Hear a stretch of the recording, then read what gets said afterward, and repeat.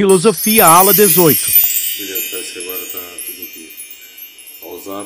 Vamos voltar aqui para Parmênides, agora sim tá valendo, tá? Aqui, ó. Vamos voltar aqui para Parmênides e a nossa, mais observações, já passamos por ele já, mas beleza, não esgotou ainda. 530 a 460 a.C. É mais um natural de Eleia, que levou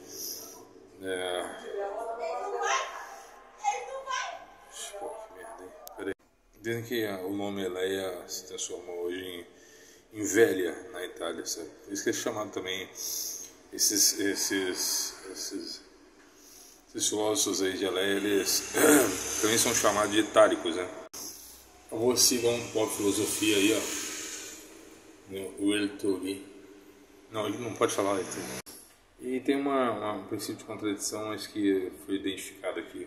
Dizem que ele foi discípulo também de Xenofontes, mas só que depois eu vi que Xenofontes, por mais que ele tenha sido um jônico, ele depois, por ele ser esse maluco músico e tal, e poeta, ele se mudou para Eleia, né? Ele se mudou lá também para a região da Itália, sabe? Então, por que jônicos? A briga, então, entre os eletas com os jônicos? Porque a turma de Parmênides seria a turma dos idealistas, né, do que é, o que não é, influenciou por Platão e vários aí. E os jônicos, a turma não sei, salvo algum esquecimento, os jônicos, a turma ao contrário, se não me engano, do Parmênides, os jônicos é a outra turma, né? Então é basicamente isso. De um lado, os itálicos, os eletas, com a sua ideia de constância, né, do uno, o que é, o que não é, e do outro lado, Heráclito e o pessoal do materialismo, que seria esse ou seja, matéria para eles é constância e mudança, assim como as coisas se deterioram, mudam de estado, então eles acreditavam numa essência que não muda, eles chamam de uno, né? Daí por diante. Então, dizem que essa diferença é porque eles eram idealistas e não materialistas. Parmênides é considerado então o pai da ideia de um idealista, pai do idealismo, como um dos itálicos aí, pai do idealismo. Teria aprendido aí com Xenofontes,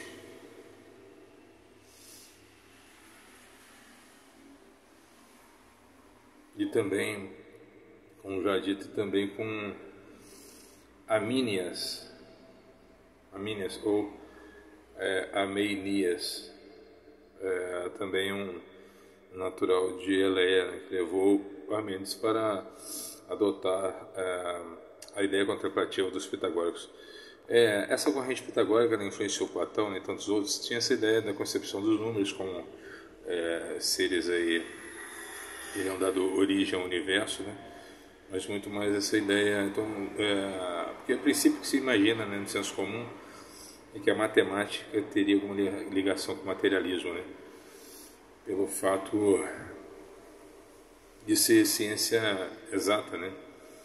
Só que é justamente o contrário, quanto mais idealista, quanto mais, digamos assim, o sujeito consegue pensar metafisicamente, mais matemático ele é. Sabe? A ideia que se tinha de matemática é a ideia de concreto, né? Então, se é preciso, logo é concreto, mas é o contrário. Se é preciso, logo é metafísico, sabe? Porque tem a ver com as verdades, então, e porque é verdadeiro e tal, sabe? E todo o resto se coloca mais ao lado dos sentidos. Mas beleza, isso aí vai gerar também no tempo dos Descartes, do iluminismo, uma tremenda discussão aí, um retorno a esse debate que inicia entre os jônicos e os eletas ou itálicos, e depois continua com os idealistas e os materialistas. no século XVI, XVII, XVIII, por aí. Um filósofo também que lutou contra o mobilismo, né, de Heráclito. Sabe? Outro conceito é que para Parmênides, Parmênides julga que fora do ser, o não ser nada é. E ele conclui a ideia que ele admite que só uma coisa é, a saber, o ser, e nenhuma outra. Aí ele estabelece aí, em resumo, dois princípios, né? O fogo e a terra, né? O quente e o frio, né? E aí ele vai chamar essa base aí do fogo e terra, os dois princípios. Ele ordena que o quente ao ser e o outro, no caso a terra, o frio ao não ser. Tem uma concepção também muito até lógica também a respeito ao que ele defendia bastante, que é o seguinte: se uma coisa não é, então não merece crédito, né? Como pode uma coisa dizer que é e servir como válida, como ciência, se daqui a pouco ela passa a não ser? Então por isso que ele vai colocar se em tais naturezas imóveis não pode haver, abre aspas, crendo plenamente nisso, e os primeiros naquilo, que sem tais naturezas imóveis não pode haver nem conhecimento nem sabedoria. Justamente isso, é preciso que exista uma verdade, né, para compor o fundo do conhecimento da sabedoria, sabe? Nem conhecimento, nem sem essa verdade, sem essa fixação, essa certeza, essa verdade, esse ser, nem conhecimento nem sabedoria poderiam existir.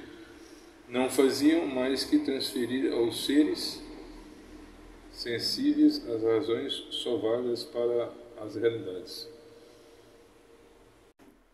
Então, para ele, o todo é um imóvel e ilimitado, pois o limite só poderia limitar em relação ao vazio. Tais são as causas pelas quais esses pensadores desenvolveram a teoria sobre a verdade.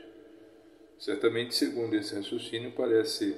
Esse aqui eu estou lendo um texto de Aristóteles, sabe? Aristóteles aqui do céu. Será que ele escreveu esse livro? Né? Caraca, galera, existe esse livro aí, chama Sobre o Céu ou do Céu. É o principal tratado cosmológico de Aristóteles. Ele contém toda a sua teoria astronômica, não deve ser confundido com um trabalho espúrio sobre o universo.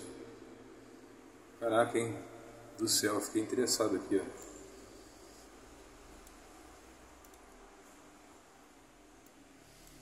Vou até separar aqui para pesquisar depois. Me amarrei, hein?